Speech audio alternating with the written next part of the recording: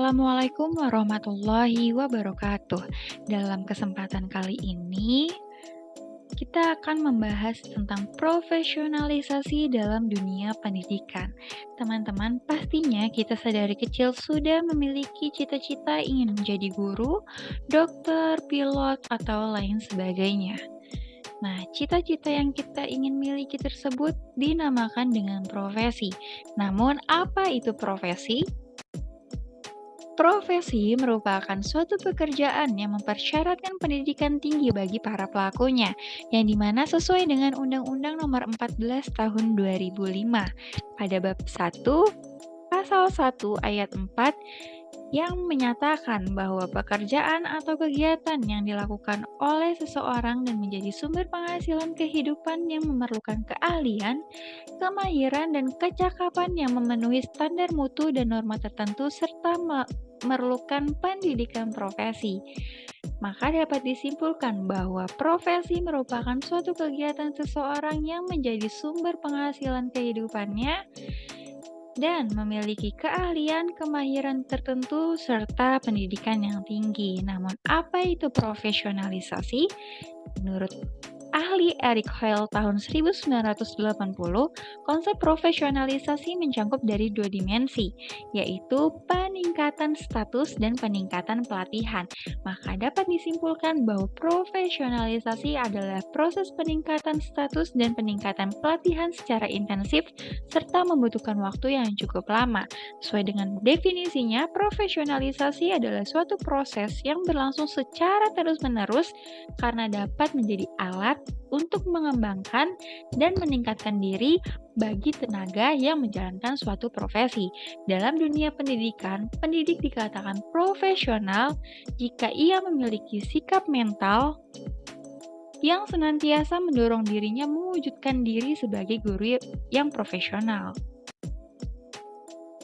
Bagaimana dalam pasal 1 ayat 1 Undang-Undang Nomor 14 Tahun 2005 yang menyatakan bahwa guru adalah seorang pendidik profesional dengan tugas utama mendidik, mengajar, membimbing, mengarahkan, melatih mental, dan mengevaluasi peserta didik dalam pendidikan anak usia dini, jalur pendidikan formal, pendidikan dasar, maupun pendidikan menengah.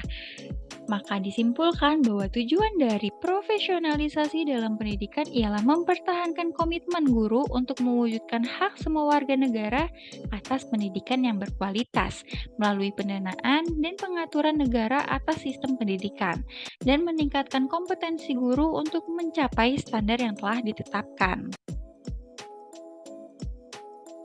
Nah, apa alasan adanya profesionalisasi dalam pendidikan? Nah, yang pertama, menghilangkan segala bentuk diskriminasi layanan guru dalam bidang pendidikan dan pembelajaran. Sebagai pendidik, kita haruslah bersikap adil kepada peserta didik dengan tidak membandingkan kelebihan yang dimiliki peserta didik lainnya dan tidak melakukan diskriminasi atas dasar pertimbangan jenis kelamin, agama, suku, ras, dan kondisi fisik tertentu, atau bahkan latar belakang keluarga serta status sosial ekonomi peserta didik dalam pembelajaran. Nah, yang kedua, diperlukan ekstra kapasitas untuk menyediakan guru yang profesional dalam jumlah yang cukup sehingga terciptanya peserta didik yang berkualitas dalam dunia pendidikan. Yang ketiga, meningkatkan kesejahteraan dan status guru serta kependidikan lainnya melalui penerapan yang efektif atas hak asasi dan kebebasan profesional mereka. Lantas, mengapa pendidik harus profesional? Jawabannya ialah karena pendidik merupakan sumber daya utama dalam meningkatkan mutu pendidikan sehingga dituntut untuk profesional. Karena mereka dinilai mampu membekali peserta didik secara kreatif, inovatif, aktif, dan berpikir kritis. Sehingga anak didik menjadi insan Indonesia yang cerdas, kompetitif, dan mandiri, serta produktif. Namun, apa dampak jika seseorang pendidik tidak memiliki sikap profesional? Tentu saja, jika guru tidak profesional, maka akan sangat berpengaruh pada dunia pendidikan. Karena sejatinya guru ialah digugu dan ditiru. Jika gurunya saja bertindak tidak pantas, maka murid yang diajar pun akan melakukan hal yang sama. Oleh karena itu, guru sangat berperan besar dalam dunia pendidikan. Nah, apa aja nih kunci yang harus kita miliki untuk berhasil menjadi seorang pendidik yang profesional? Nah, yang pertama ada kreativitas dalam kegiatan belajar mengajar. Kita tahu kita ada di dalam era digital, yang dimana di era teknologi digital ini, ide pembelajaran bisa dikembangkan dengan memanfaatkan teknologi dan internet, karena umumnya generasi muda sekarang lebih menyukai hal-hal yang up to date. Anda dapat mengembangkan metode pembelajaran yang interaktif dan menyenangkan.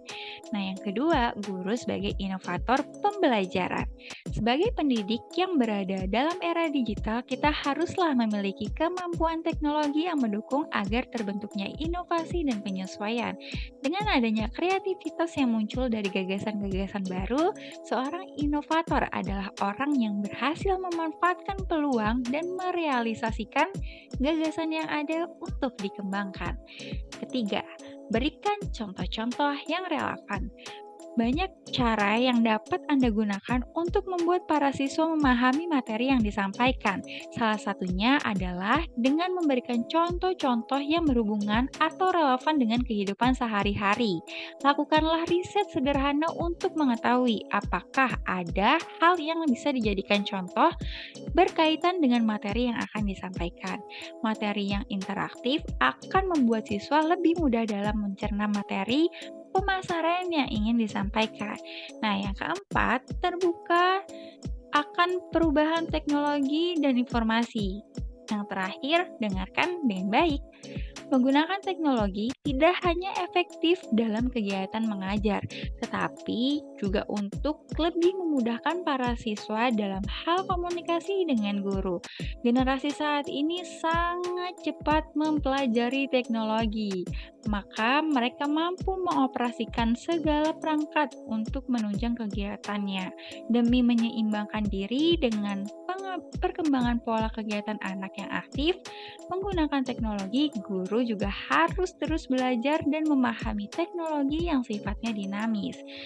Demikian pembahasan pada kesempatan kali ini, semoga dapat bermanfaat. Sampai bertemu di pembahasan selanjutnya. Wassalamualaikum warahmatullahi wabarakatuh.